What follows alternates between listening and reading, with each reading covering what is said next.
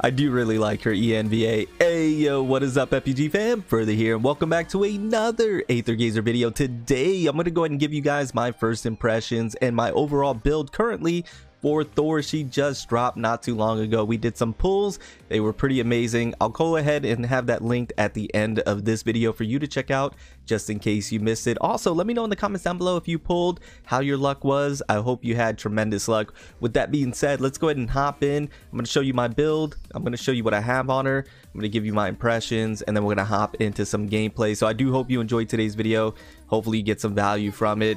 And here is my Thor. Right before we jump in though, a huge major shout out to the sponsor of the channel, GamerSupps. If you want anything from GamerSupps, a link will be in the description down below. Go ahead and click on that link. It takes you right over to the store. Check out the store. If you see anything that you like, go ahead and use code FurtherBeyondGaming at checkout.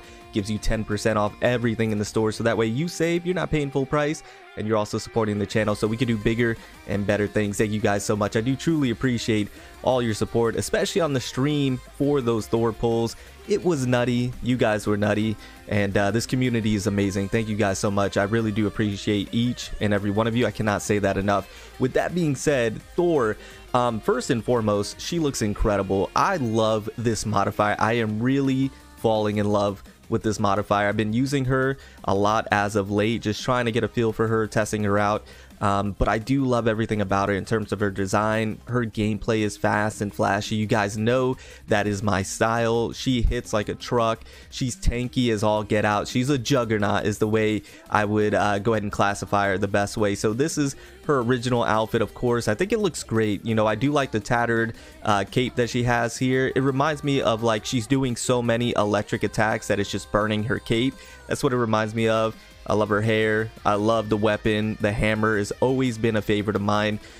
So I've used it a lot. If you played Wild Hearts, the hammer was one of my most favorite weapons to use. So using this modifier is just incredibly fun for me.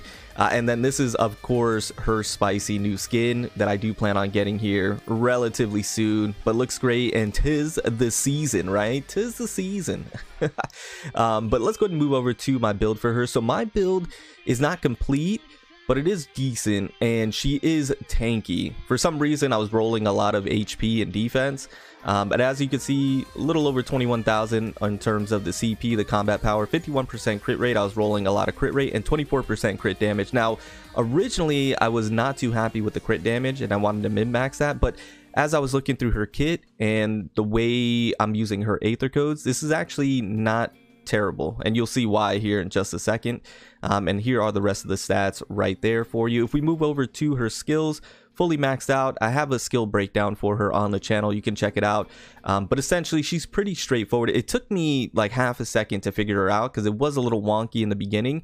But I'll show you the way that I use her optimally. Essentially, I use the first skill right off the bat because it is a gap closer. Then I use the second skill, and right off the bat I have 2 traces, and then I use skill 3 and do the follow-up because that's where you're going to get the most damage. And that's an easy, quick way to be able to get those 3 traces to do a lot of damage. And then what you'll come to find out is that she charges her ult really fast. Like, you can do multiple ults within a battle, which is nice because of that Living Soul Osiris skill chain. But that's something that I noticed, is that she gets her ult really fast, and that's a good thing once again if you're even playing her without Living Soul Osiris, because there's so many benefits to the ult. She hits hard, she's invul, so you're not taking any damage. She can't be CC'd, so you're once again, you're a juggernaut. You're an absolute tank of a juggernaut. I do have her signature functor, her access key leveled all the way up. Signature functor's nutty, right? People have been asking me, do I need the signature functor? Is it necessary for Thor? I mean, in my opinion, because you're trying to use her as like a main DPS, I think it is pretty necessary. I am going to throw some transcendence in here because I do like this modifier a lot, and I want to go ahead and get this signature functor built up some more. So I'm going to throw some transcendence in here, but yeah, I do think it's necessary just because, once again, you're using her as a main DPS. You want her to hit as hard as possible. So yeah, you definitely want to have this signature functor. If not, you're losing out on a lot of damage, in my opinion. Now, some people have been asking, should I get, you know, Living Soul Osiris functor, or should I get Thor? Initially, I thought Thor, but Living Soul Osiris is probably more beneficial just because it has more quality of life built into it, where this is just pure damage. So yeah, if you have Living Soul Osiris and you don't have her signature Funter, go ahead and grab that. It's going to give you a lot of quality of life features, and it's going to make your Living Soul Osiris that much better. Your Thor will get by, you know, just fine. Anyways, moving on from there. Well, I should say, if you don't have the signature Funter, you could definitely use the Galadrial. This one's pretty decent, right? You're gonna when you dodge, you're gonna take 9% more damage for 6 seconds, the attacker. And then the extremity dodge is triggered. The remaining cooldown time of dodge is shortened by 1 second, which is good because you do damage with the extremity dodge, and you also have 0 time with it with Thor. So it's not bad with follow-up attacks. That's a pretty good one. You do have not gray. What am I talking about? You do have Theum, excuse me, when dodge is triggered, increase attack by 18% for 10 seconds. Once again, not bad. But then you have this one right here, Murphil. For every hit landed on the enemy with a normal attack, it's going to increase skill damage by 4.8% for 5 seconds. That's Transcendent 1, by the way. And then that effect stacks up to 5 times. If I can English, as you can see, I'm incredibly excited to talk about Thor, so I'm talking really fast. I think this is probably going to be arguably best in slot when it comes to the 4-star. This is a really good one. You throw some Transcendence in here, and this is going to be very nice for your Thor. So I would look towards that one with some Transcendence in it. And then, of course, the standard 5-star run. You know, if you don't have the signature Funter, those would be the ones that I would look towards as far as my recommendations. Now, moving over to the Sigils, this is where my build is not complete. Well, this and the warps. As you can see, I just ran out of Reconstructors. I need to go ahead and get some more. So we're working on that still. Skill effects, you know, pretty decent, right? Once again, the crit damage I was a little thrown off of, but we'll go ahead. And the reason why the skill damage is not too bad is because you are getting crit damage here with the Decree of Waves. But with the Aether codes that I'm using, I'm going with the full red. And with the full red, you're actually going to get increase of crit damage by 30% when you're in the Thunder Frenzy state.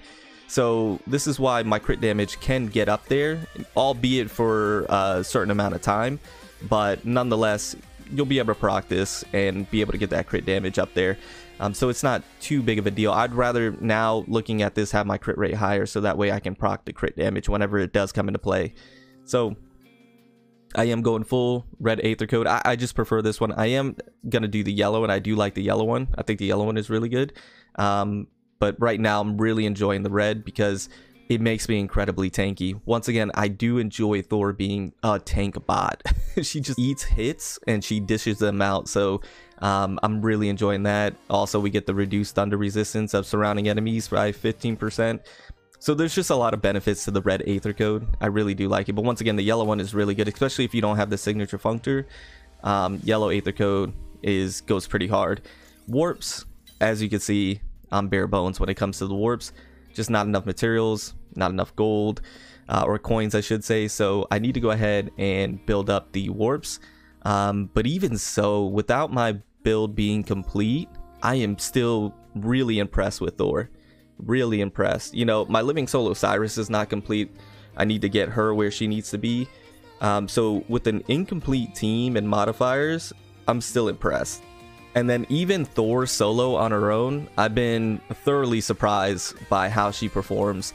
And not with the optimal team, without Living Soul Osiris. Yeah, I just been really enjoying this modifier all around. Cannot say enough good stuff about her. But let me go ahead and just show you a couple of teams that I recommend, and then we'll jump in the gameplay. Okay, so a couple of teams that I do recommend when it comes to Thor. The first one being this team right here. Of course, I think this is going to be the most optimal team with Hera and Living Soul Osiris for the ult skill chain, and then Hera for the buffing. I think this is a very solid team and the best one that you could put for Thor. If you don't have Hera for whatever reason, then the next best option I would recommend is Heimdall with Living Soul Osiris and Thor. You get the Yggdrasil Gen Zone, you have the buffing from Heimdall, and she could do some pretty decent damage on her own. And then of course the skill chain with Osiris. And then if you don't have either of those, or you just want another decent option, I think this is a decent option right here with Archaic Oath and Living Soul Osiris. Once again, for the Yggdrasil Gen Zone, and then you get the shield that comes with Archaic Oath for Thanti. So I think this is also a decent option that you could put together for Thor, and I think these are the ones that are going to work out the best for global until Lu Liang comes out, which is going to be later down the road. But with that being said, I'm going to go ahead and solo the Sassanami Blade in Distorted Dream 2, a Reoccurring Dream with Thor. So let's go ahead and hop into that. Okay, let's go ahead and hop in. So this is Distorted Dream 2. Hold on, let me cook. I gotta focus. This is Distorted Dream 2, Reoccurring Dream. So yeah, like I mentioned, I like the skill 1. It's a nice gap closer. Skill 2 I do like for the gather. So the way I like to do it, once again, skill 1 to gap close. I should have waited. Skill 1 for the gap close, skill 2 to gather, and then skill 3 just to hammer it all home, right? I do enjoy that rotation, and then from there you have your skills on cooldown. The skill 3, I mentioned this before on stream, but that skill 3 tracks. I really, okay, I got hit. I really like the skill 3 and its tracking. I'm sorry, I'm trying to talk and do the gameplay at the same time. It's a little difficult, but yeah, the skill 3 and the tracking.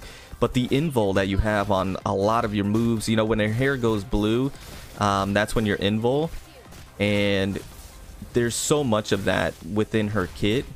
I'm gonna go ahead and ult real quick. Ult, you're invulnerable as well. Also, if you see the healing, it's because of the Reoccurring Dream. Thunder units do get healing in this one whenever you're doing thunder damage, so that's very nice. That's very nice. But you want to make sure you're doing the follow-up attacks after your skills as well. Sometimes I forget to do that because I'm dodging or I want to do the next skill right away. But yeah, you want to make sure that you're doing the follow-up attacks, so that way you're gaining traces, but also you're invul on a lot of those follow-up attacks. So you want to make sure you're doing those consistently. And you can see, you know, we're getting our ult really quickly here. I love her ENVA too. I love her JPVA, but her E, I thought I had traces, but I love her ENVA as well. I think they did such a great job with her voice acting. And I love her dodge. Her dodge is very fast. It reminds me a lot of Oceanus. Very quick. Let's go ahead and do that. And she just be cooking. I thought I had the dodge there. Once again, we got the ult. And then you also want to make sure that you're paying attention to your thunder potential. That bar right above your health that's filling up for me right now. That's what's going to allow you to be able to do even more damage and allow you to cook a little bit better. Alright, I'm going to go ahead and do the follow-up there. You can just see that ult is just filling up. Very nice. Alright, let's do that. Gonna do the big slam here. Get all those thunderbolts out there. And then with my current build, hey, notification on the video. I forgot to turn the notifications off. Hey Sensei, thank you for the sub. If you're watching this video, you made it in. All right, let me do that. What I was gonna say, my build for her before I got rudely interrupted. Now, Merry Christmas, 'tis the season. Maybe that was loud for you guys as well. If that ripped your ear, I'm sorry. I'm gonna go ahead and ult right now. I keep getting interrupted. With the, by the way, with the ult, you want to mash that thing. This guy, of course. Of course. Let's go ahead and do that. Get the dodge there. Let's go ahead and do the follow-up here. Oh my gosh, this guy and his stunning. This guy and his stunning. And he got me again. Okay, let's get it down packed here. What I've been trying to say, look, we got the ult again. What I've been trying to say is my build is very tanky for it. With the HP is very high, with the defense is very high. And you see that whole thing was invul, took no damage. It's nutty. So she could take a lot of hits. She could take a lot of hits, and she could dish them out. She's a true juggernaut. Oh, okay, we got it that time. We got it that time. And the, oh, I didn't get the follow up. That's Sag. I'm Sag about that. And then we're gonna go ahead and tank this. Tank this. no damage. She's too she's too much fun. We're gonna go here, no damage, no CC, because we're just tanking. We're just a juggernaut. Bro, she is incredible. If you have Thor and you've been using her, let me know your guys' thoughts about her down in the comments below. She's been incredibly fun. Alright, let me go and do this. Big slam. I probably should have did the follow-up there. That was a misplay. Oh no! Oh no! Oh. Let me go and ult here. And the tracking on the ult's pretty good too. I'm not gonna lie. Can I tank this? There we go. Oh, I missed the skill. That's alright. We're still in there.